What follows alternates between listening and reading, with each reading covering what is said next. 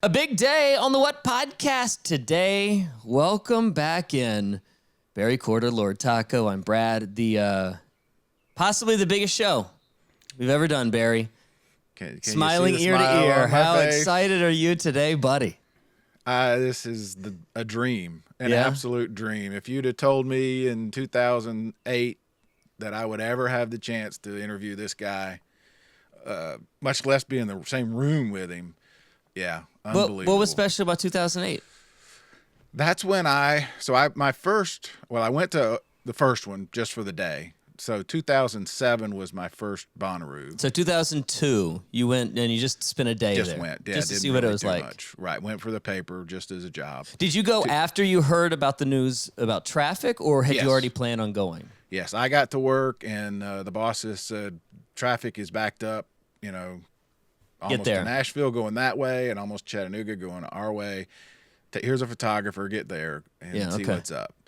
And got there, and they, just like always, we dreaded the traffic, dreaded standing in line, walked right in, walked into Centeroo and saw a kid smoking a bong in an inflatable bong, and I was like, this is a little bit different. This is kind of cool.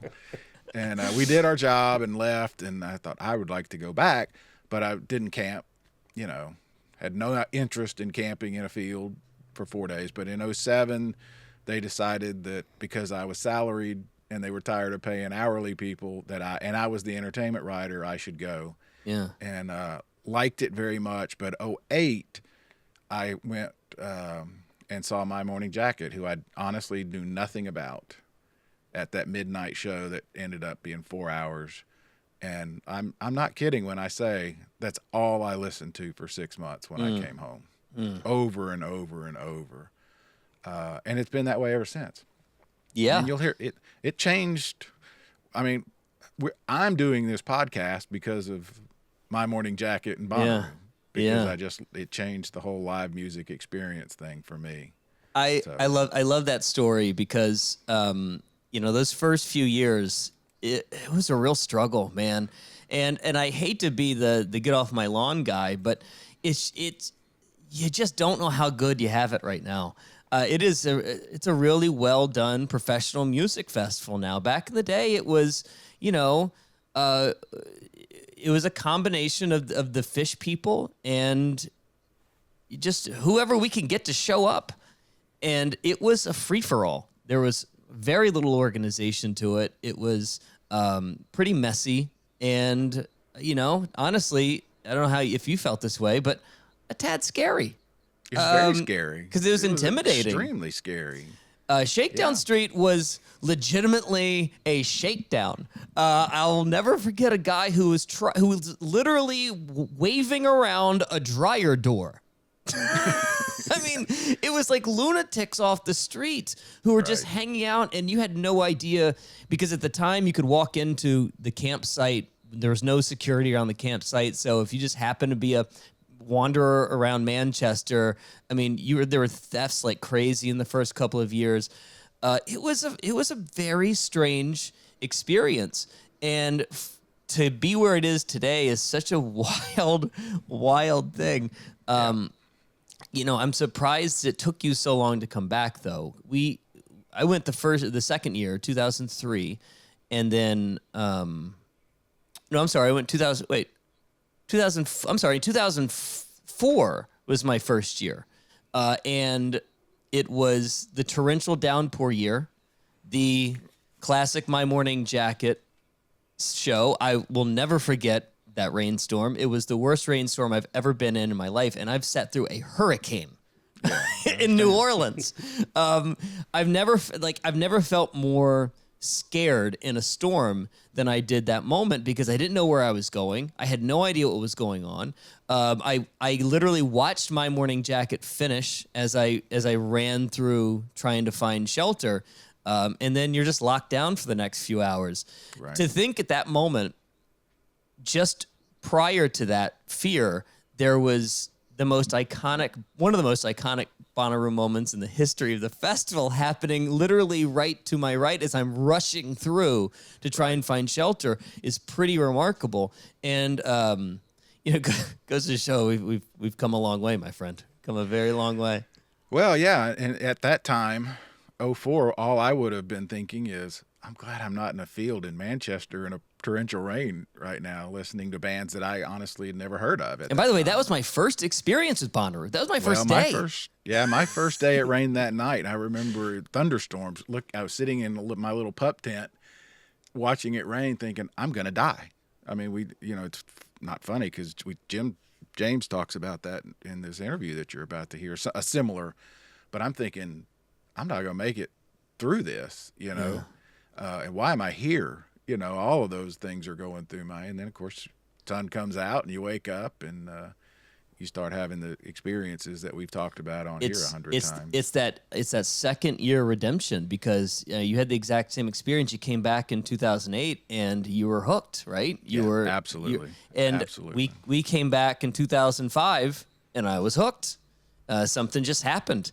And I had sworn that I was never coming back. I had such a terrible, miserable experience that first year, and I was like, I'm not doing it. But the second I got back in, something happened. That magical Bonnaroo moment happened and just hit me, and I, been a sucker ever since. And I don't know if there's somebody that has represented this festival better than Jim James and My Morning Jacket. No, I think it might have been a Phish festival to begin with, and a Widespread Panic festival. Oh yeah, but I don't think a band represents this brand. No, they're better. part of the progression and development, and it's fun to hear him talk about the many times they've been and how they've all been special.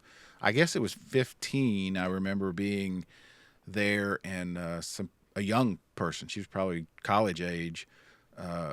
We were talking, and she said, "My Morning Jacket is the perfect Bonnaroo band." And I obviously was already thinking it, but to hear it from someone else, especially someone of a much younger generation, I mean, yep, I can't think of another one. Yeah, and I know that this may fall on some deaf ears for some of the younger listeners and patrons of this podcast, but the roots of this festival go right through My Morning Jacket. 2003, 2004, 2005, 2006. That's when this thing was really built.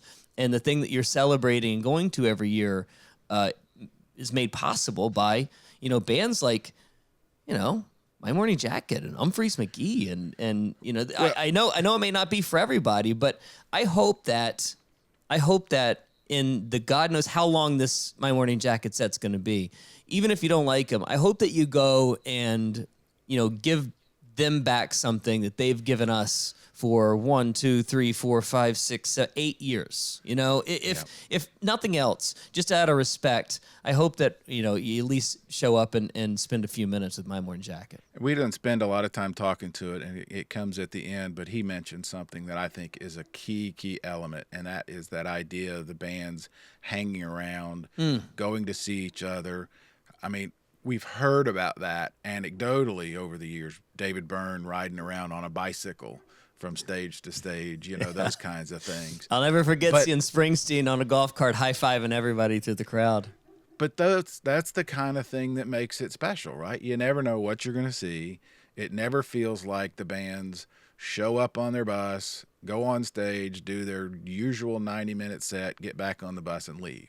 Mm-hmm. It's a community, backstage, front of house, center row, camping, all of that. And it was really interesting for me to hear him talk about sort of he misses some of the old days when it was a little looser, and they can do that, because that's a huge part of what the vibe was for me that I fell in love with so early. Was like, this is just different. Everything about this is different. And even you'll hear him talk about their band's first year when the answer to everything was yes. Can we do this? Yes, go do it. Yes. If you haven't picked up yet, Jim James is our guest today, and let's wax poetic about him afterwards. But this is a big one, Barry, because they're celebrating the 20th anniversary of that magical 2004 show with a reissue. I guess not even a reissue, a release of the show, the 2004 show on vinyl. Welcome to is it called Welcome to Thunderdome? I wrote it down. Beyond Thunder. Beyond the Thunderdome, yes. And it's a multi-part series of all of the other great live shows in the history of My Morning Jacket, one of which happens to be Volume 3, which is the 20th anniversary of the Bonnaroo Show. It's Return to Thunderdome. Return to Bonnaroo 2004, Return to Thunderdome. Yeah, Beyond Thunderdome was Mad Max. Okay. Yeah, Mad Max. I thought so as soon as I said it. Well, you know, I actually we should have asked this, but what is? I don't understand what the significance of Thunderdome is. Is that what? I don't know. I don't either. Okay. All right. Well, without further ado, I'm really, really happy about this. I can't believe. I don't know. We'll talk about how it came to be after we talked to Jim James of My Morning Jacket. An honor on the What Podcast. Jim, honor to have you with us. Brad, Barry, Lord Taco. I don't know if you know much about this little venture of ours, but we started this in the spirit of Bonnaroo, and I don't know, maybe arguably, no person and no band personifies Bonnaroo more than you and My Morning Jacket. So this is sort of like the Barry keeps calling My Morning Jacket and Jim James our white whale. And you joining us today is a high honor, my friend. Oh, thanks so much. Thanks for having me. It goes. I'm going to fanboy for a while. We've said on this show that Bonnaroo changed our lives, and you guys in '08 for me were a huge part of that. I left there and listened to nothing but My Morning Jacket for about 6 months. So, that's the truth. Nice. Yeah. That was sort of like rehab for you.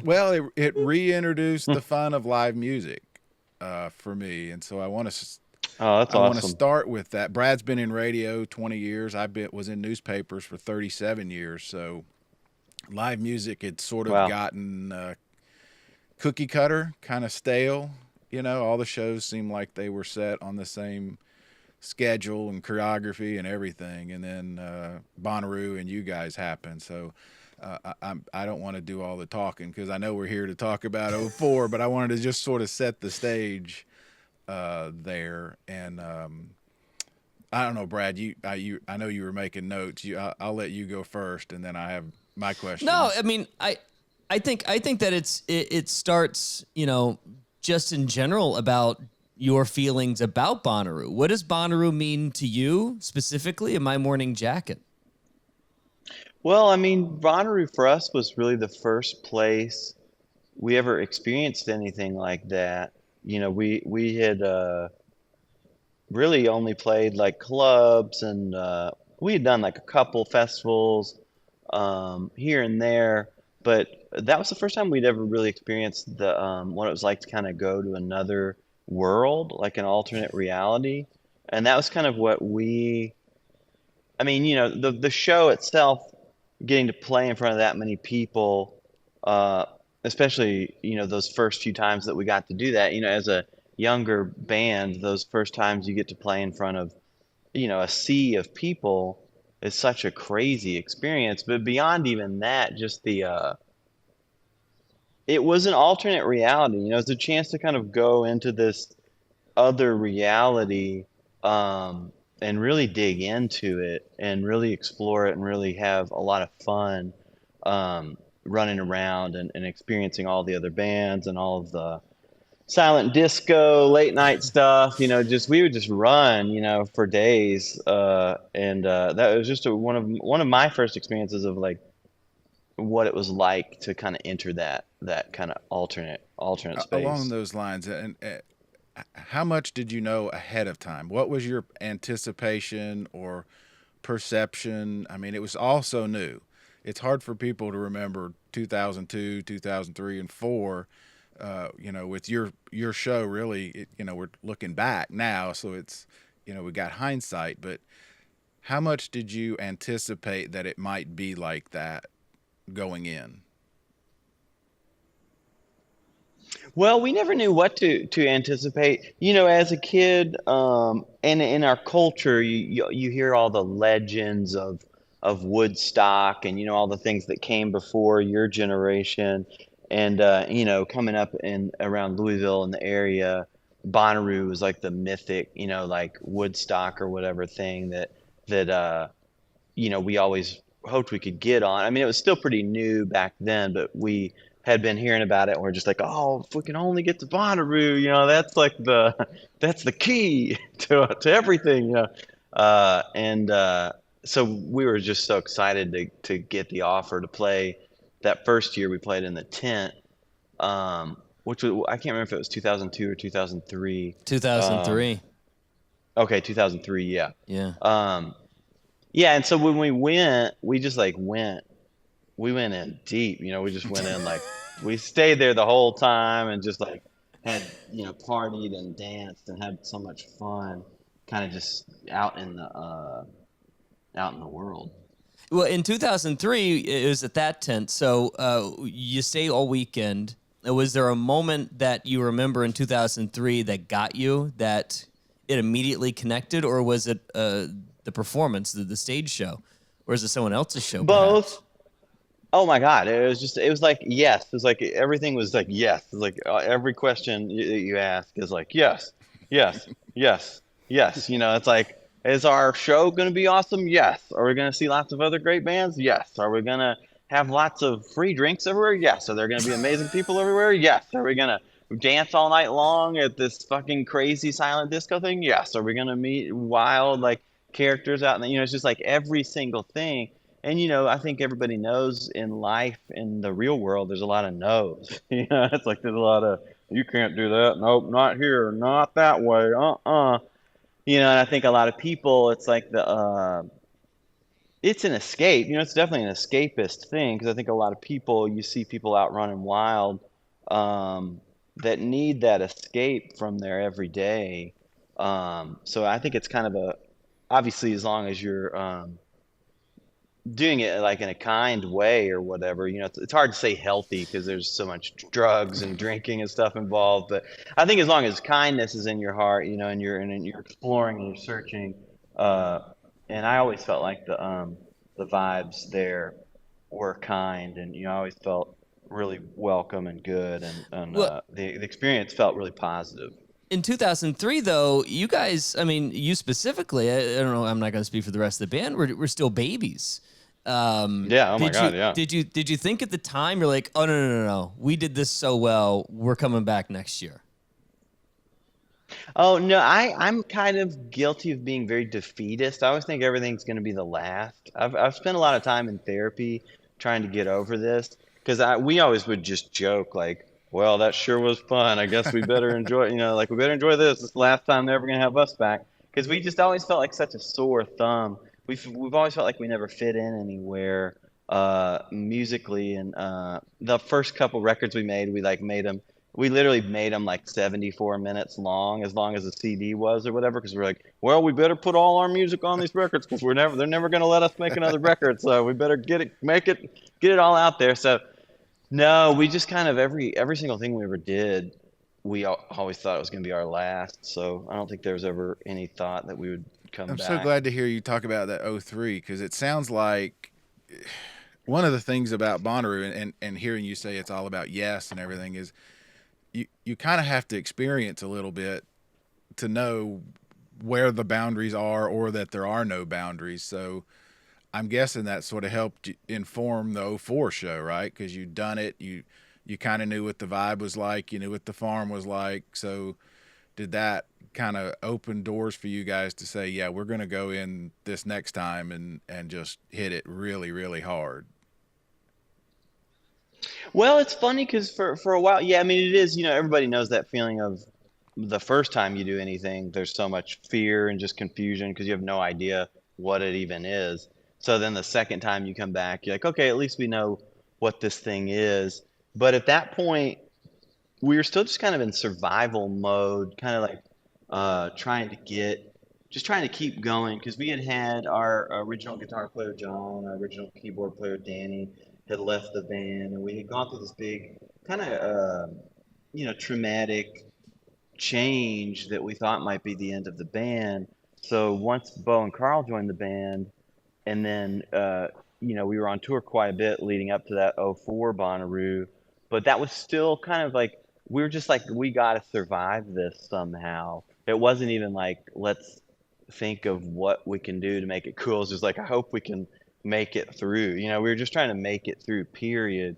And that's what's so interesting about the '04 show to me is like the beginning of it, especially, was just so hot and so dry and so brutal. It just felt like somebody put heaters all over the stage, and it was just so brutal. And when you look at the crowd, they're all like melted, and everybody's, it was so, we were trying our best, we're like, and it was fun. I think the beginning of the set is good too, but it's just like, and I think most bands would agree, it's kind of hard playing in the daylight anyway, at least for me. It's just like kind of like, there's nowhere to hide, and you're so vulnerable and exposed. But then when you crank the heat up to 1,000 degrees, and it's just like, it's crazy. So then when the rain came in and the storm came in, and it's just like, it was like a baptism for sure. Because we were like, okay, we can stop just trying to survive and actually like, let's enjoy this and build this and relish this, as opposed to just trying to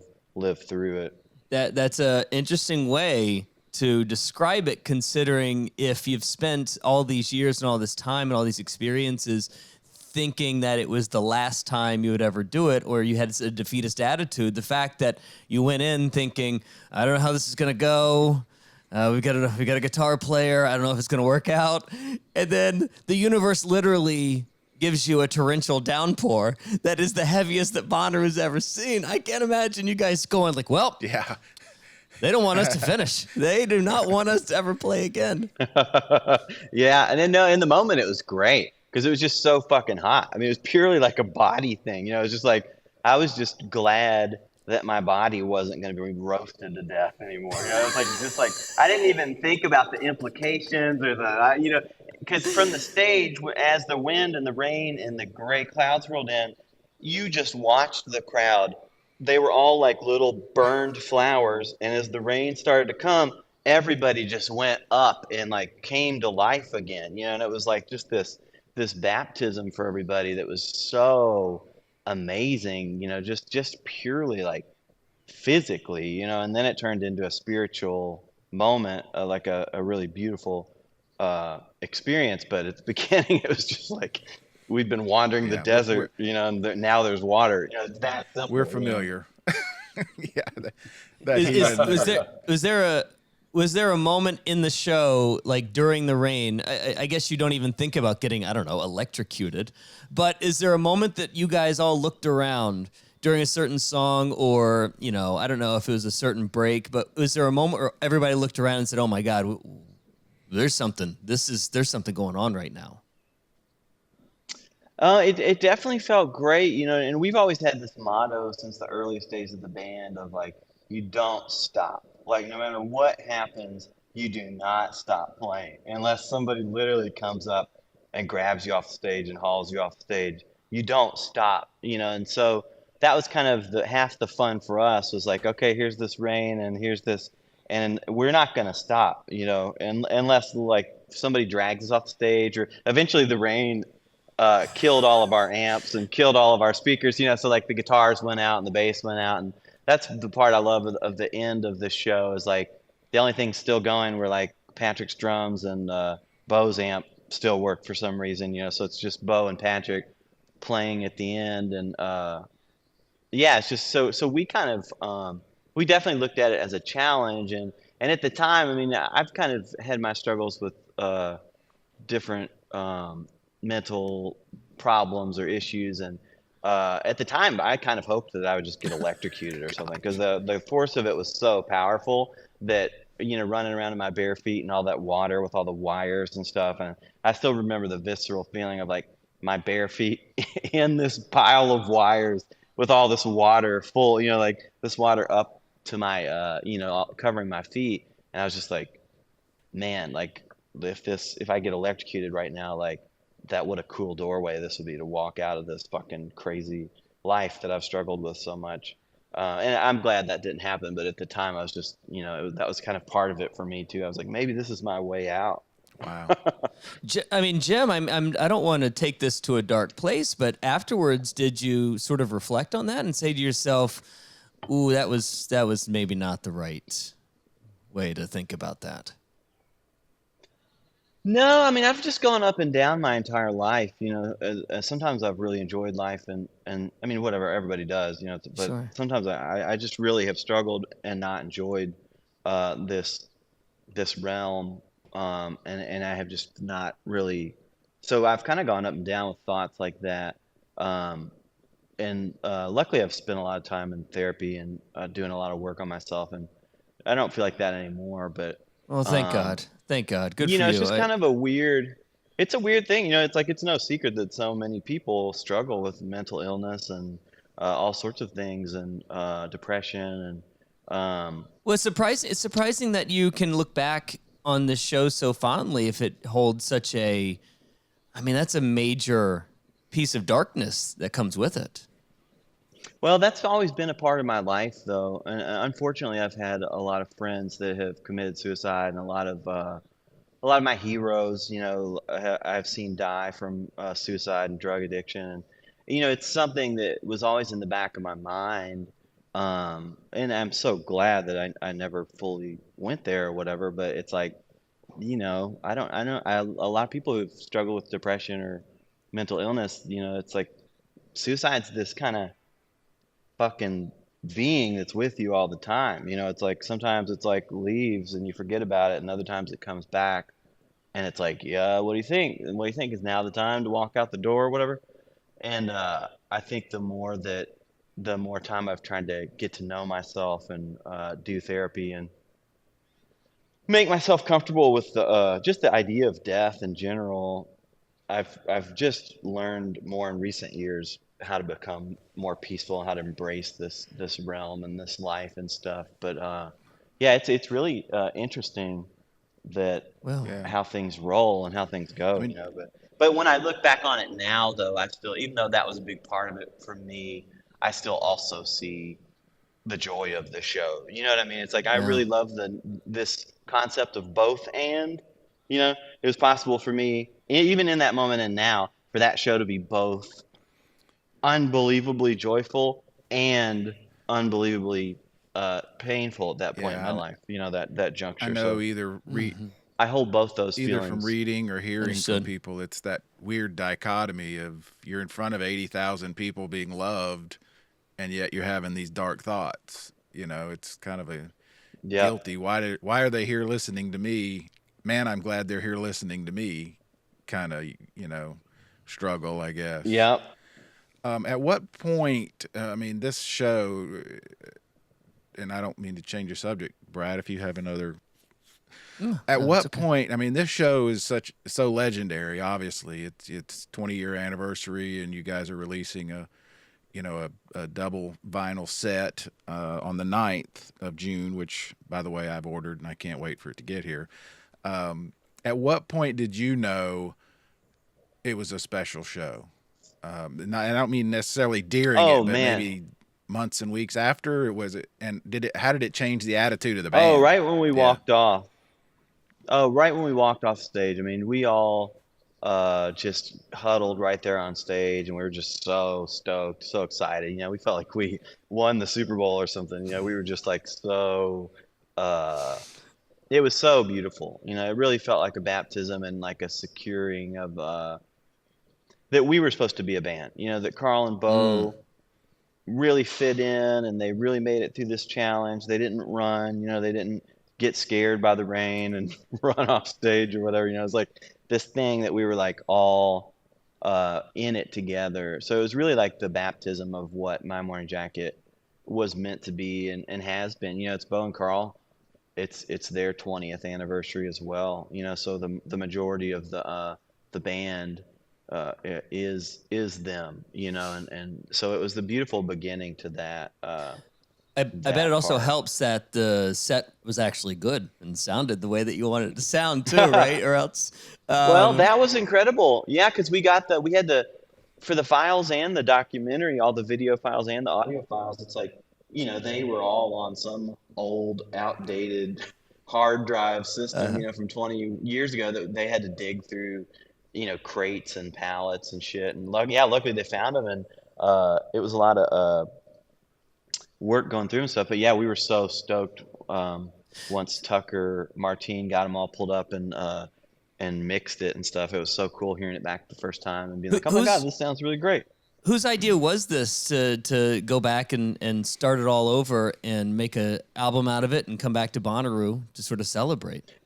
Well, we started doing this live vinyl series a couple years ago. This will be the third volume of it. And we were just trying to do, just to kind of showcase the live side of the band on, on recording or whatever, because we really had only done our Okanokos album so long ago. And we were like, we want there to be other proper documents, because there's tons of, bootleg recordings or whatever. Sure. But it's so cool when you have a live show properly mixed and properly, just sounds so good. So we started doing that. And throughout that, we want to jump around in time a lot. So we were trying to think of what's one of the earlier shows that people talk about all the time that we have access to the multi-track recording of it and stuff. And Bonnaroo was one that came up quickly as one that people always talk about from the earlier part of our career. So luckily we found the files and were able to mix it properly. How much did it change? I mean, you said you guys, when you walked off, you felt like this is the band, but you beforehand, you said you kind of had that defeatist, this will be our last one, and that sort of, was that from that point on, you're like, we can do this, and we found our voice, so to speak, and all of that, and then move forward immediately, or did it still kind of ride the roller coaster a little bit for a while? Oh God. Yeah, it's always roller coaster, it's like a basketball game or something, it's like a close game, it's like you're winning and then you're down, and you think that you're lost, and then somehow you get it back and you get back, it's like, at least that's how it's been for me. I don't ever nothing's ever guaranteed, and I don't ever feel really that confident about anything. And as the world goes and changes, it's crazy too, because it's like what the world wants changes and shifts, and even within the time we've been a band, some years things are down and it feels like, oh, does anybody even care anymore? And then other years they're back up and like, oh, I guess people do like the band. Oh, that's cool. It's like, and it's really just feels all out of your control. It's like all you can do is try and make the best music you can, and try and play the best shows you can. But the rest of it, it's so out of my control. How did all of, so 03 and 04, how did that lead into 08, which was that 4-hour, started at midnight, also had rain, seems to be a theme. I know, it's crazy. Well, I think there was a couple more in between there. Yeah, 2005 and 6. 2005 and 6. 2005 is the one with the goofy things on stage, right? You had like we had the puppets, Marie Antoinette and a giraffe and a bumblebee or something, if I remember correctly. Yeah. Oh yeah. Those are the Squalus Puppeteers from Louisville. We just every year we were like, okay, if we're gonna keep coming back to this place, we wanted to try and do something different every year, because we kept coming back. So we're like, what can we do? Can we bring puppets? Can we, what can we do besides change the music, obviously, because that's the first obvious thing. You want to keep changing up the sets and changing up and, putting new music in there and switching the order and, letting the improv moments, they're going to always just be what they are or whatever. But so yeah, then as we kind of worked towards 2008 or whatever, there were just so many covers that we wanted to do and so many songs that we did that late night set, and we really didn't have a time limit. They weren't really? Like most sets, especially festival sets, you've got a hard time limit. You've got an hour, 30 minutes. If you go over, you're fucked. Everybody's pissed. But that's the cool thing about playing these late night festivals sometimes is they're like, whatever, man, play as long as you want. So we just played and played and played and played and played and played and played, and it was just, yeah, it seemed to, yeah, it was so What? long. I'm just. Do you plan on doing a hard out this year, or are you just gonna go? We don't know. There's I mean, if it's fun, it's hard to say what the spirit will be like and what the time will be like. But I mean, we're excited to play, and yeah, it's another one of those things where who knows how long it'll go. So when you look at the list, it's 2003, 2004, 2005, 2006, 2008, 2011, 2013 solo or with the side project, and then 2015. Of all of those, I mean, if we call Chance the Rapper the mayor of Bonnaroo, you've got to be the fun uncle. Of all of these 1, 2, 3, 4, 5, 6, 7, 8 appearances at Bonnaroo, with a super jam in there as well, with someone who shall not be named. Which one's your favorite? Do you have a specific memory that sticks out for you? God, I mean, doing that super jam with John Oates was so beautiful. Like getting to collaborate with him and all the different. I mean, there's so many different moments, so many different people. It's like so many different. It's really it is like a blur of light or something. It's kind of like looking back on your life on your deathbed or whatever. There's just like so many things that were so beautiful, and so many things that were trying and hard and so much love and so much joy, so much exhaustion, so much heat, so much wetness. It's just like it really is a little capsule of Sounds like it's every another relationship life. I've ever been in. Yeah, right. I mean, it's just like it's another life. It's just another lifetime, another part of this existence that's just like a little different. It's like a little. It's somewhere you get to go run wild and free. In this different way. Did any of those later ones feel like the first one? I mean, the first one is always so. First of anything can always be so special, and I mean, Honestly, every single one was special in its own way because we still, every single one of them. Like, this is the thing I don't think a lot of bands realize, especially as you go on through your career. At least for us, like every fucking time we play, we're like, we gotta bring this shit because if we don't, this could be over. If people come and see us and they're like, oh, they sucked this time. 2004 is great, but 2006 they sounded like shit. They were half drunk and like could barely play. It's like we've always taken it really serious. Like tonight, for example, we're in Belgium, where basically our career started in Holland and Belgium, and it's like been a long time since we're here, and so we're playing in Belgium tonight, and it's like we better fucking be good, or else people are gonna see us and they're gonna be like, oh, they used to be good so long ago, back in 2002, they were so great, but now they suck. It's like so there's that kind of pressure, that comes in that's part of the deal, but yeah, so every Bonnaroo we've ever done, we're like, fuck, man, how do we like up the ante? How do we beat 2004? How do we beat 2008? Like, how do we keep this fun? And I think now it's like, I don't know. Yeah, it's just like that's been a big part of it. And also have fun, like how do we do this and have fun too?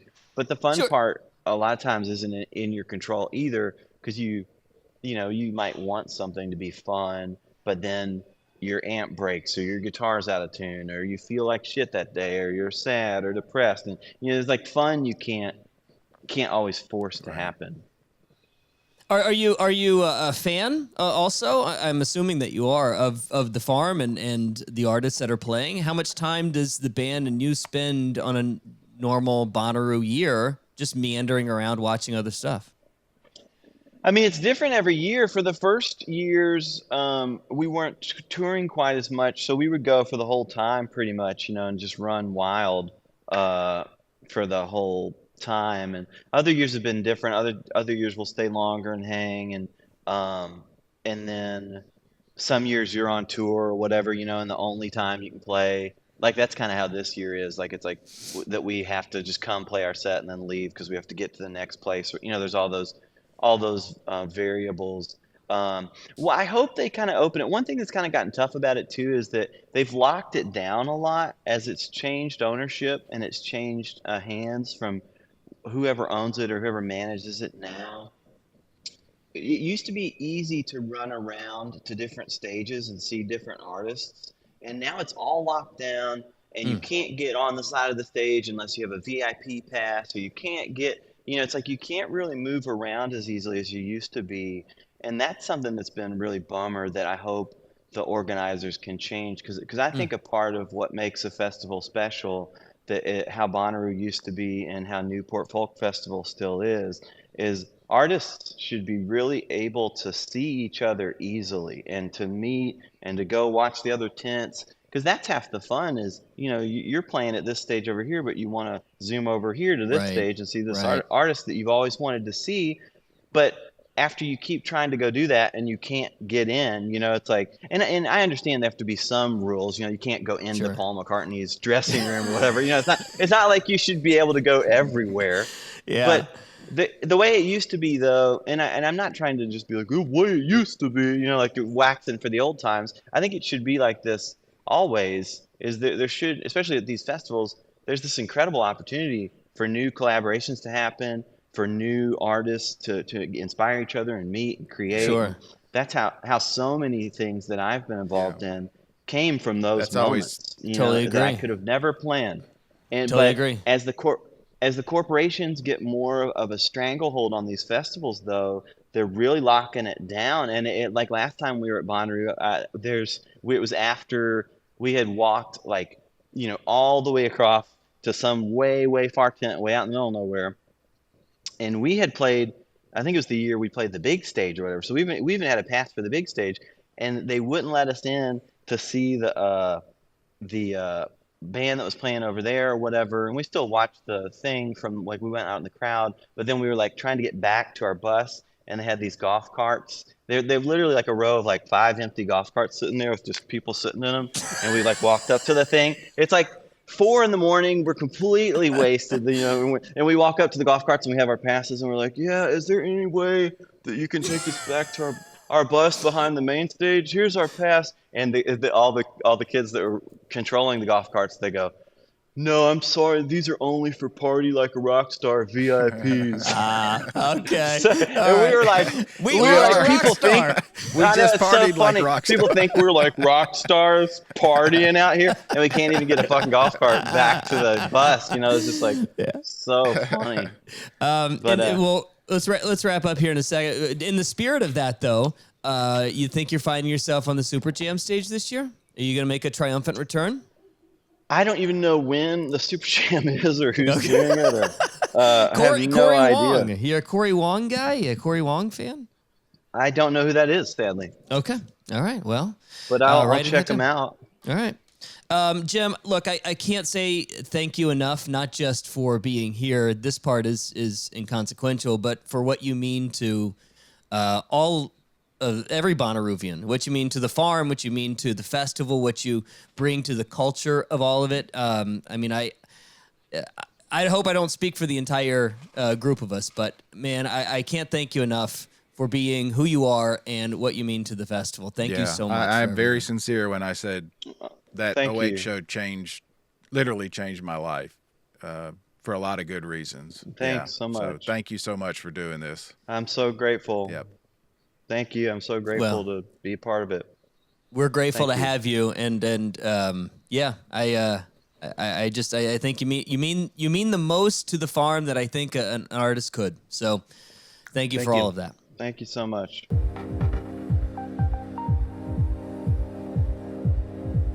Jim James on the What Podcast. Barry, I know it's been your white whale. It's the one that you've been wanting the most. I would argue, Taco, you're the historian here. Have we had a bigger artist ever on the What Podcast? Absolutely not. This is the biggest one we've gotten so far. This is the one we've been waiting for. When we started this whole thing, we said, you know what? If we get Jim James, we can shut it all down. So, hate to say, this is the last one we'll ever do. Hope Good you night, enjoyed everybody. Yep. He was so nice and so great. Incredible. So kind with his time, and a very lovely man. Yeah. And he said everything for me that I hoped he would say, that even stuff I didn't, couldn't ever have hoped that he might say. Like, he gets pretty deep.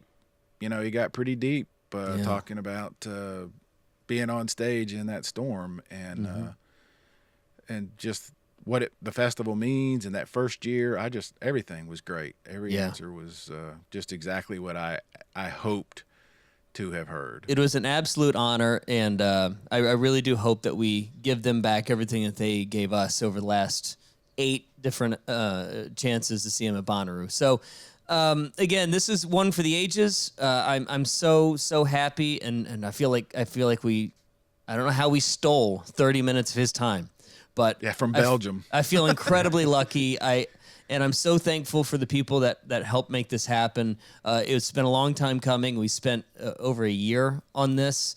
And, I couldn't have been happier that he's as great of a human being as I thought he was.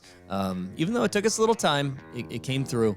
And well, I'm glad we waited, because so it worked happy. out the timing with the release of the record. Yeah, and which I'm very excited to hear. I can't wait to relive it, and especially when the documentary comes out. All right, guys. Thank you for being a part of the What Podcast. We'll talk to you next week.